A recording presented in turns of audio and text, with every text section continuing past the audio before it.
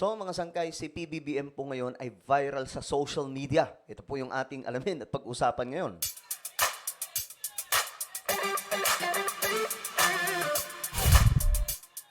Yo, what's up guys? This is me. I'm back for another vlog today. How are you? I hope na safe po tayong lahat. Ayos lamang po tayo dyan. At ito mga sangkay, pag-usapan lamang po natin saglit, no? Ito pong isa sa mga viral video ngayon ni PBBM na pakalat-kalat. Kasi ginawa na po ito ng balita mga sangkay, no? Anyway, pag-usapan po natin yan. But before we start guys, pakisubscribe po muna yung ating YouTube channel.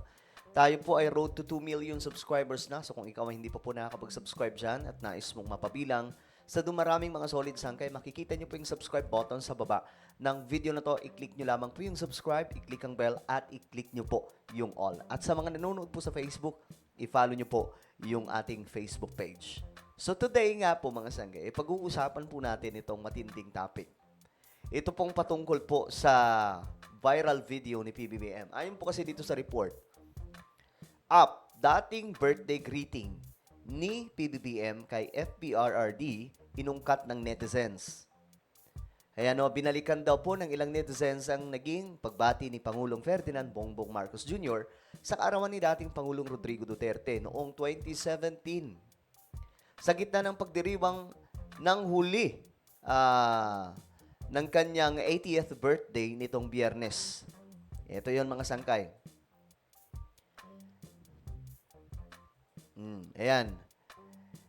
Never stop, keep your music playing. Sabi dito, binalikan ng ilang netizens, alright? Base sa Facebook post ni Marcos, March 28, 2017, makikita ang magkasama nilang larawan ni Duterte habang parehong may hawak ng gitara. Happy birthday, Mr. President. Never stop, keep your music playing. Salamat Digong, ani Marcos sa naturang post noong 2017. Bagamat 8 taon na ang nakalilipas mula nung i-post ng kasalukuyang Pangulo ang kanyang pagbati, inungkat ito ng netizens. Alright? Narito ang ilang mga komento. Sino ngayon papanigan ng mga nabudol ng Uniteam? Baw, anyari?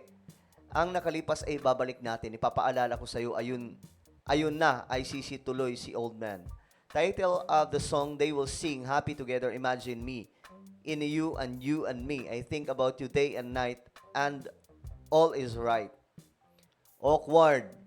Wow, what an amazing friendship. I hope they don't betray each other. Ngayon mga sangkay, actually, itong ganitong klaseng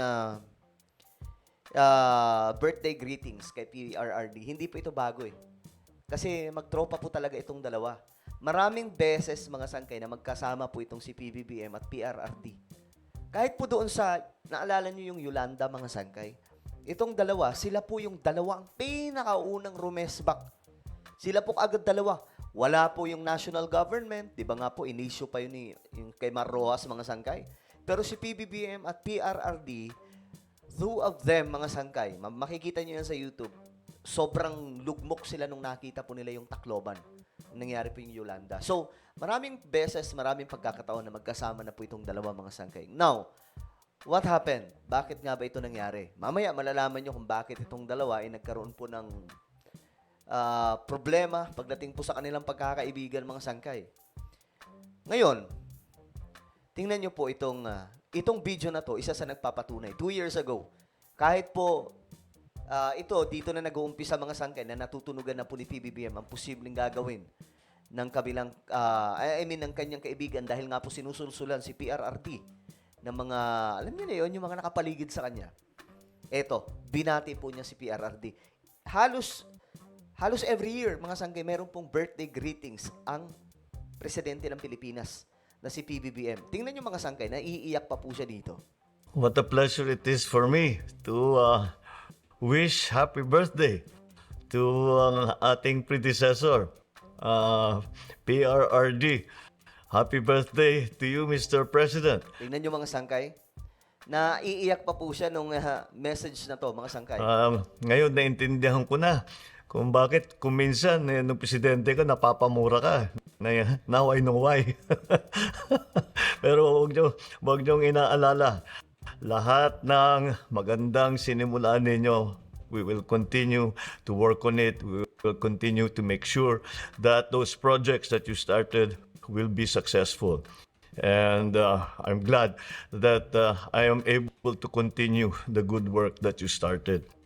And so, I don't know kung makapag-relax ka because after a lifetime of work, I don't know if you still know how to take it easy. But if you have the chance, please have a good celebration. Happy birthday, PRRD. Kita nyo mga sangkay kung gaano ka genuine yung pagbati dito ni PBBM. Some people, mga sangkay, sinasabi nila na tinidor ni PBBM si PRRD. Actually, guys, baliktad ang nangyari.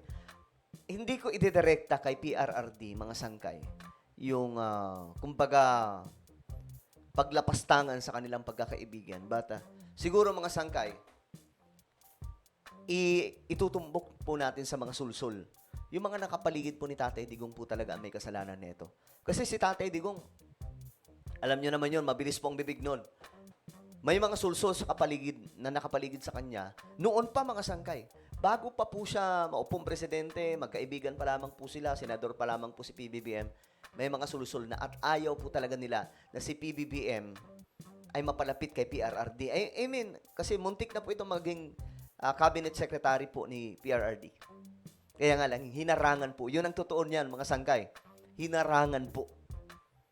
Talagang pilit na sinira ang kanilang pagkakaibigan. Kaya nga, itong statement ni PRRD na patunay na kilala niya po si PBBM. Kilala po niya yung kanyang kaibigan. Ayun ganyo. Ito po yung hindi pa siya nasusulsulang gaano. Ako, ayaw ko talaga makipag-away kay Marcos. Let me state this again and again and again. Pakinggan nyo mabuti mga sangkay. Si Marcos, mabait na tao.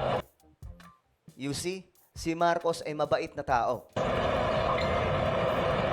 Alam mo, makilala mo si Marcos, hindi makapatay ng langaw. You see? Bakit nasabi ito ni Tatay Digong? Kasi alam po niya, kilala po niya si Ferdinand Marcos Jr. Pero bakit? Anong nangyari mga sangkay? After ng mga magagandang salita ni PRRD, pakinggan nyo ito mga sangkay. That's why sinasabi ko na sa inyo ngayon, si Bongbong Marcos bangag noon, ngayong presidente na bangag natin ang presidente.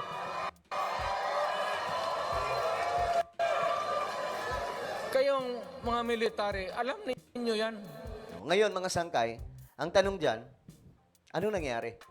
Si PBBM ba talaga yung bumaliktad sa kanilang dalawa o si PRRD? Ako, my own opinion, si PRRD po mga sangkay kasi nasulsulan po siya eh.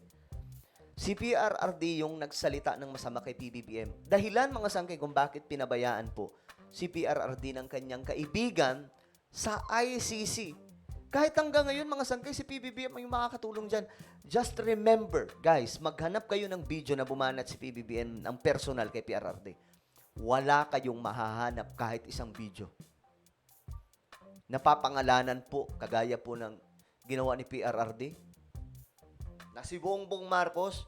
Guys, kilala po ni PRRD ang kanyang kaibigan, pero bakit biglang dito iba na yung sinasabi?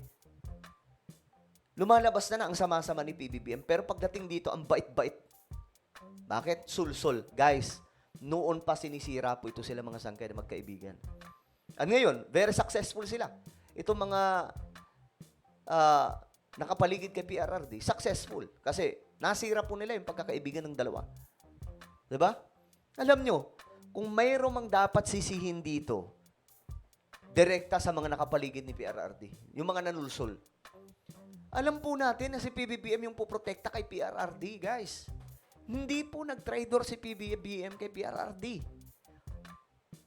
Ang nangyari lamang mga sangkay, pinabayaan po ni PBBM si PRRD sa kamay po ng Interpol. Alam nyo, mahaba pa nga po yung pasensya ni PBBM eh. Kasi dati, mga sangkay, ang kahit binabanat-banatan po siya ni PRRD, alam nyo, kahit ini-interview po siya ng media, hindi po siya sumasagot ng diretsang atake kay PRRD. Wala, tinatawanan nga lang po niya, mga sangkay. Kasi ayaw po niyang patulan yung kanyang kaibigan. Pero sabi pa nga, lahat ng mababait, kahit sinong tao, may hangganan din po ang pasensya. Okay? Alam niyo mga sangkay, ito na po ang nangyari. O ngayon, sinisisi ng iba si PBBM. Guys, balikan po natin ang istorya nito.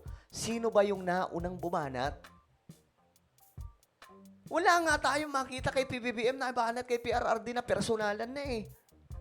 'Di ba? Hinayaan niya. Lahat ng mga sinabi ni PRRD, wala pong patunay, guys. Pawang chismis lamang. Hanggang ngayon, 'di ba? Sabi nga nila may USB daw. Asan yung USB? 'Di ba wala? 2025 na. 'Di ba kalokohan? So ngayon mga sangkay, ako nalulungkot ako kasi syempre, mga idol ko to, si PRRD at PBBM. Pero anong nangyari sa magtropang ito mga sangkay? Parehas magaling. Nagkaroon po ng away. Nagkaroon po ng sigalot. At ngayon si PRRD ang nag-suffer dahil nga po sa mga sulsul. Diba? So hindi po si PBBM yung nag-tridor. Guys, tingnan nyo, balikan nyo kung sino ang bumanat-banat kay PBBM. Kahit sino mapupuno mga sangkay. Kahit sino mapupuno. Well, ano po ang inyong opinion? Just comment down below. Meron po tayong YouTube channel, Sangkay Revelation. Hanapin nyo po ito sa YouTube kapag nakita nyo na. I-click nyo po yung subscribe, i-click ang bell, at i-click nyo po yung all. Ako na po ay magpapaalam. Mag-iingat po ang lahat. God bless everyone.